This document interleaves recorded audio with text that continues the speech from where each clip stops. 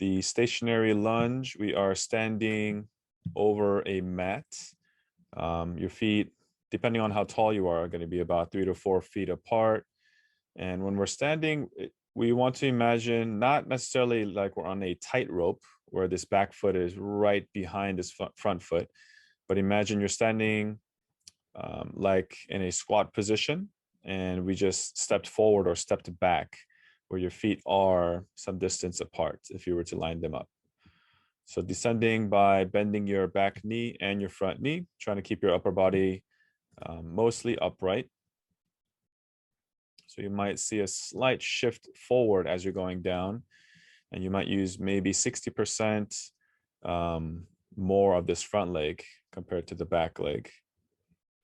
So staying on your toes for this back leg, keeping your eyes forward, staying nice and balanced. So people that are a little bit older, maybe not that haven't been in this lunge position, this could challenge your balance.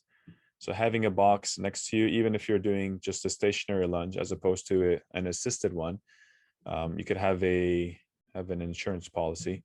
So you'll have something just in case you lose a little bit of balance. Coming down, softly touching the knee, making sure we get it on both sides. So the single leg exercise helps focus on each leg a little more in a balanced way, whereas a squat or a deadlift, you're using both legs at the same time. So you might favor one side over the other, whereas in the stationary lunge or the other single leg exercises, you have an opportunity to use them individually.